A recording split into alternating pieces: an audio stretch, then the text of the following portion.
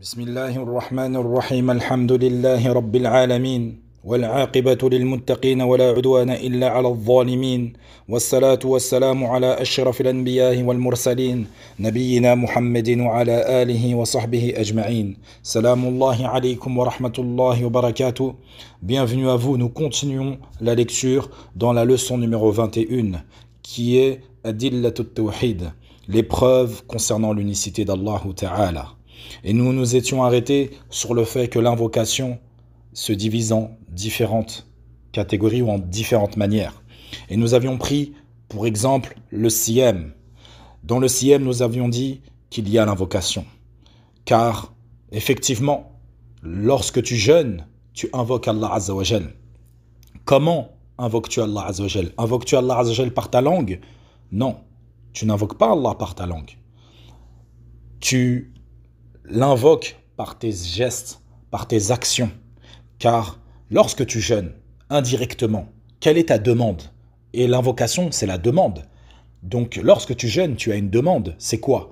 C'est de pouvoir, peut-être, tu espères d'Allah qu'il te fasse rentrer par la porte du jeûneur. Car au paradis, il y a différentes portes. Et parmi celles-ci, une d'entre elles s'appelle Bab al-Rayyan, la porte du jeûneur. Et par ton action du jeûne, tu invoques Allah Azza wa Jal, tu demandes à Allah Azza wa Jal, tu espères d'Allah Azza wa Jal qu'il te fasse rentrer par la porte du jeûneur. Également, lorsque nous faisons le hajj, lorsque le musulman fait le hajj, invoque-t-il Allah Azza wa Jal par sa langue directement? Dans son hajj en lui-même? Non. Mais il le fait par ses actes. C'est-à-dire que, n'est-ce pas, lorsque nous faisons le hajj ou la umrah, nous espérons qu'Allah Azza wa Jal accepte de nous notre hajj et nous fasse revenir auprès des nôtres comme le jour où notre mère nous a mis au monde et qu'il nous pardonne tous nos péchés passés. Et cela est fait pour toutes les adorations.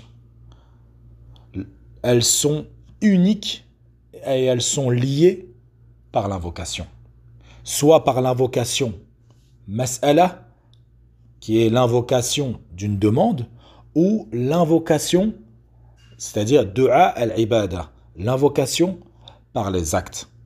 C'est-à-dire que même si tu ne prononces pas Allahumma ou Ya Rab, tu l'invoques, tu dis oh Allah je te demande, oh Allah accorde-moi, tu l'invoques quand même par tes actions. Car quand tu fais les actions que tu fais, quand tu pries, tu jeûnes, tu fais le hajj, la umrah, quand tu as le bon comportement envers tes parents, envers tes amis, tu espères derrière une récompense, tu espères derrière une maghfira, un pardon de la part d'Allah. Donc, la dua se divise en deux. Dua al-mas'ala et dua al-ibada. Dua al-mas'ala, c'est le fait d'invoquer Allah Azza wa Jal, de demander à Allah Azza wa Jal pour cette vie, pour l'au-delà, etc. Et souvent, lorsque nous commençons notre invocation, mas'ala, nous disons Allah, Allahumma, Ya Rab, Ya Rahman, Ya Rahim, Ya Karim. Donc, c'est une demande concrète avec notre langue. Et Dua al-Ibada, c'est le fait d'accomplir des adorations et d'espérer de ces adorations qu'Allah Azza wa Jal nous pardonne nos péchés, nous élève en degré, nous fasse rentrer au paradis, nous efface nos péchés. Donc, la situation de cet être humain qui fait ces adorations, c'est la situation d'un invoqueur, d'une personne qui demande, d'un supplicateur. Mais il ne demande pas avec sa langue. Il le fait par ses actes, car quand il fait ce qu'il fait, il espère la récompense d'Allah Azza wa Jal. Shir nous avait donné un exemple pour nous mettre en évidence cette situation de cette dua al-mas'ala et dua al-ibada. Il nous avait donné un exemple, c'était un homme qui se trouve dans la mosquée. Et à la fin de la prière, cet homme, il se lève et il dirait aux gens qui sont présents des prières, il dirait « Aidez-moi, j'ai besoin. Secourez-moi, mes enfants sont dans le besoin. Accordez-moi un peu de votre argent. » Donc là, c'est une demande directe, avec sa langue. C'est clair et explicite. Puis il nous donne le second exemple, qui est un autre homme qui, lui, se lèverait dans la mosquée et il irait se poser à la sortie de la mosquée sans dire un mot. Et il poserait un drap par terre sur lequel il mettrait les photocopies de ses feuilles de soins, des tarifs, des problèmes d'argent qu'il aurait, etc. Sans même prononcer un mot, sans qu'il n'ait besoin de prononcer un mot. Mais nous comprenons, nous les prières présents, nous comprenons que c'est une demande d'aide. Comme le premier qui a demandé avec sa langue, le second lui demande de l'aide par ses actes. Et la dua avec Allah Azza wa Jal est similaire.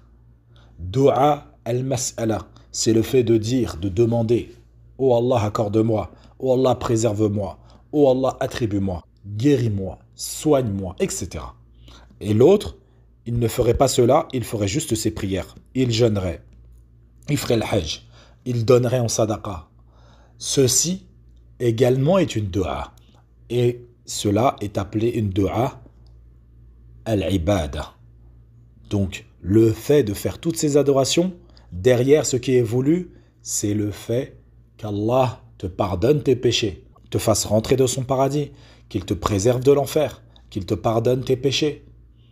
Et je tiens à attirer votre attention sur une chose, c'est que la demande est une adoration. La demande est une adoration et toutes les adorations doivent être faites pour Allah seul, sans associé. Et c'est pour cela qu'Allah Azza wa Jal nous dit dans le Coran إذا سألك عبادي عني فإني قريب أجيب دعوة الداعي إذا دعان. النبي صلى الله عليه وسلم nous dit également dans le hadith إذا سألت فاسأل الله وإذا استعنت فاستعن بالله. Donc la demande pour le paradis, d'être préservé de l'enfer, dans les choses dont Allah Azza wa Jal est le seul à pouvoir t'attribuer, à t'accorder, tu dois les demander à Allah seul sans associé. Et pour finir, Shir al-Wasabi rahimahullah, il nous dit tout ce qui est à retenir de ces versets que nous avons cités dans le cours précédent sont les termes ahad wa wahdahu, l'unique et le seul. Puis, Shir, il nous donne des ahadiths. Donc dans la première partie, il nous a donné des versets clairs et explicites de l'unicité d'Allah Azza wa Jal. Et dans la seconde partie, il nous donne des hadiths du prophète sallam authentiques.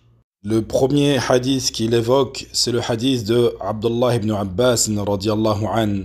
Et il nous dit أن رسول الله صلى الله عليه وسلم لما بعث معاذا إلى اليمن قال له إنك تقدم على قوم من أهل الكتاب فليكن أول ما تدعوهم إلى أن يوحدوا الله تعالى.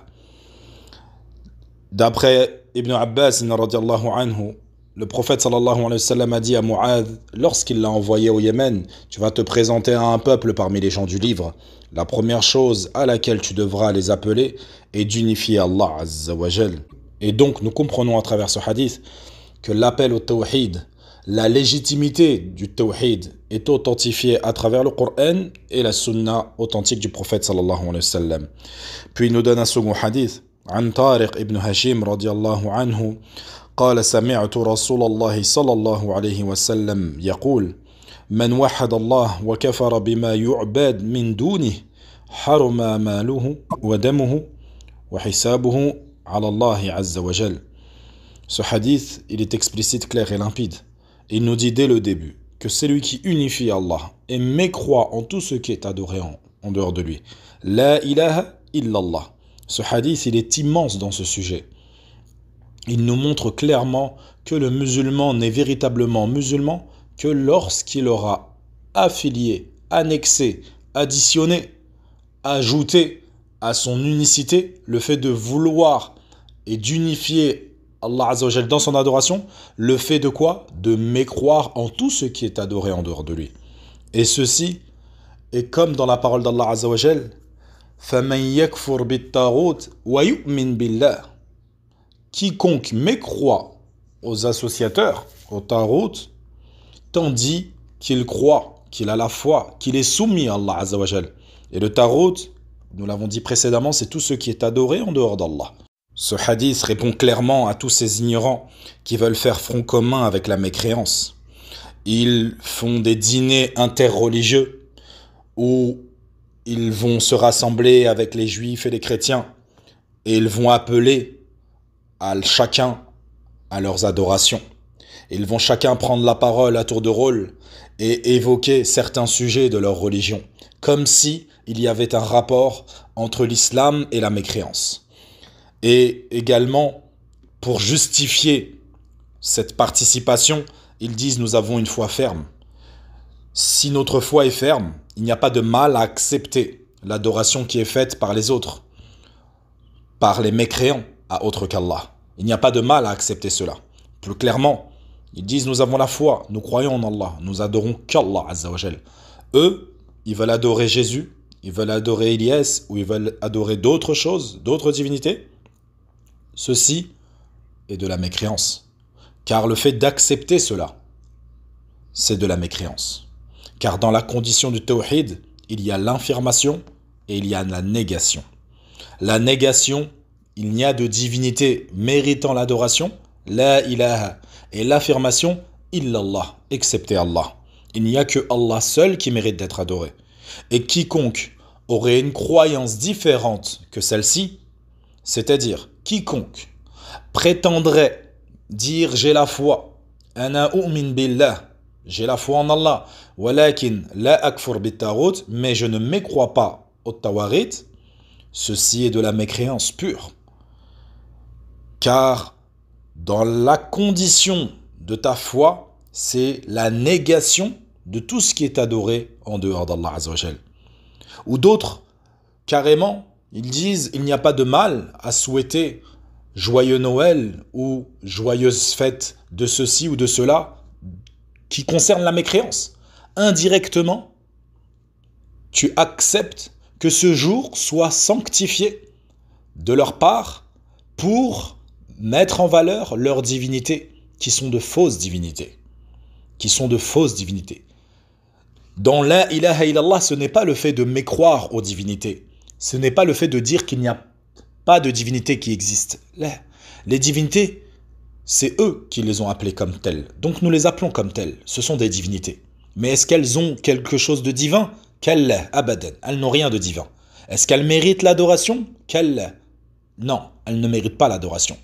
Car elles n'ont rien de divin, donc elles ne méritent pas l'adoration. Est-ce qu'Allah Azza wa Jal c'est une divinité? Naam, c'est une divinité. Est-ce qu'il mérite l'adoration? Naam, car c'est lui qui nous a créés.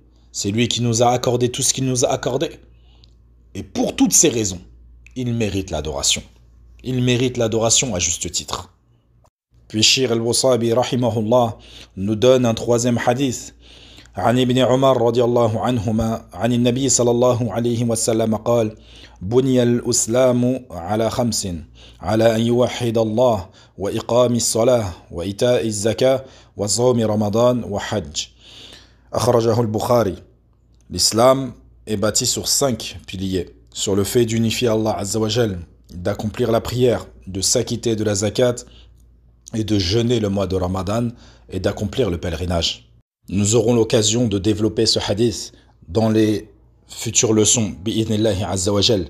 Puis, il nous donne le dernier hadith de Abdullah ibn Amr ibn al-As, radiallahu anhu, rapporte que son grand-père, Al-As ibn Wa'il, avait fait le serment dans la période d'ignorance al-Jahiliya de sacrifier 100 chameaux. Hisham ibn As en sacrifia 50, au nom de son père, c'est-à-dire le père de Amr. Amr questionna le prophète sallallahu alayhi wa sallam au sujet des 50 restants. Le prophète sallallahu alayhi wa sallam lui dit, concernant ton père, s'il avait reconnu l'unicité d'Allah, at-tawhid, alors le fait que tu jeûnes et que tu fasses des aumônes en sa faveur lui aurait été profitable. C'est-à-dire, ça lui aurait été profitable s'il avait été croyant. Et ce n'a pas été le cas. Puis Shir al-Wasabi nous met en commentaire que ce hadith est bon, il est hasan. Et il y a dans ces preuves, dans tout ce que nous avons cité précédemment, une réfutation des ignorants qui renient le tawhid. Car oui, certains musulmans carrément, qui sont des pseudo-prédicateurs, disent le terme tawhid ne fait pas partie de l'islam. Le terme tawhid ne fait pas partie de l'islam, alors que le prophète sallallahu alayhi wa sallam l'a dit explicitement dans certains hadiths que nous avons cités précédemment. فنسأل الله التوفيق والسداد وأن يعلمنا ما ينفعنا وأن يزيد لنا علما نافعا ورزقا حلالا وعملا متقبلا. إلى هناك وصلى الله وسلم على نبينا محمد وعلى آله وصحبه أجمعين. سلام الله عليكم ورحمة الله وبركاته.